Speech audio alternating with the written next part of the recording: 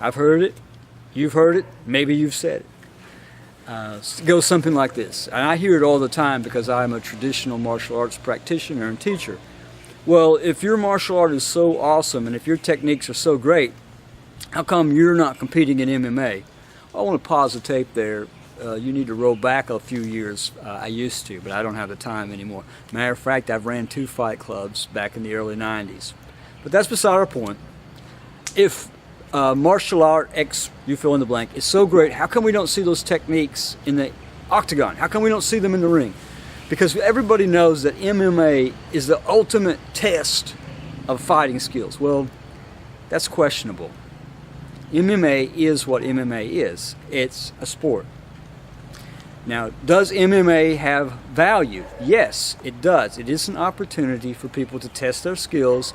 It's an opportunity to test techniques. Back in the old days, specifically the UFC began as a way to pit one martial art against another. Very fascinating what was taking place there, and I probably don't want to comment on it a lot right now, but maybe at another time, the evolution of the mixed martial arts. But what I want to talk about today is that MMA is not the same as combat. Let me just give you a few reasons. Reason number one is preparation.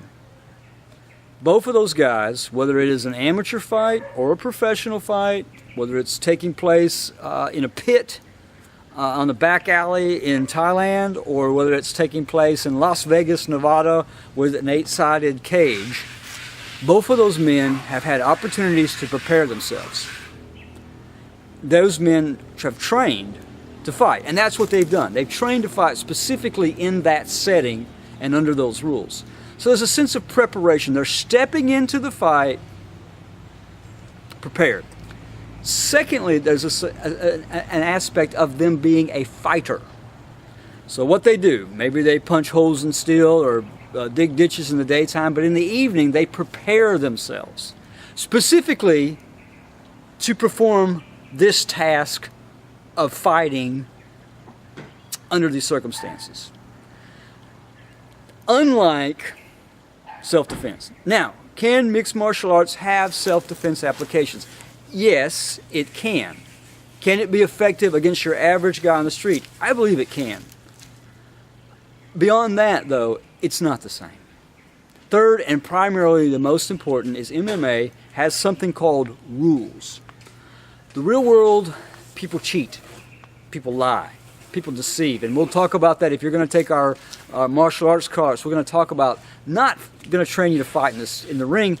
What I want you to be able to do is if some guy jumps out of the shadows and starts swinging at you and you don't know it, and while he's doing that, somebody's coming up on your back, you haven't trained for that.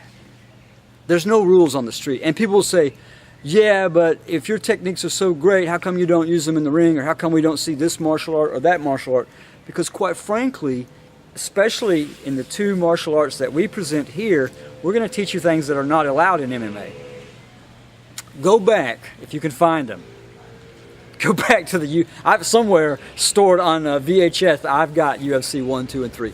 And I would ask the question this: if those techniques are not dangerous, then why are they banned? You go back to UFC 1, 2, and 3, there's only a few rules. No biting, no eye gouging, and later on they added no fish hooking. Now I want you to look at the list of rules today. That list has grown. You go back to the original ones, there was no time limit. However long it takes for one guy to do whatever he's going to do to the other guy. So even though mixed martial arts are so interesting today, they have evolved to become more civilized. It was necessary for them to become more civilized in order that they could get a broader market. But there are rules. In the real world, there are no rules. Fourthly, there's a different goal. The goal in MMA is to win the prize. The goal in MMA is to get the honor and the glory that comes with a victory, and well-deserved victory, I must say. What's the goal on the street? Live. Survive. Not let my loved ones be taken advantage of. Live to fight and run and live another day. So it's a very different goal. It's like the story of the fox and the hound. Even though there's 7 or 8 hounds that are usually larger than the fox, why is it that the fox almost always wins? Or why does the hare almost always win? It's very simple. The hound is running for a meal. The fox and the hare is running for his life. There's a whole different level of motivation and the emotions that come with that motivation on the street. Now, do I think you should participate in MMA? By all means, if that's something you want to do, then go for it. Enjoy it. We would say it's a game. Play that game. Test your skills. Test your mentality there.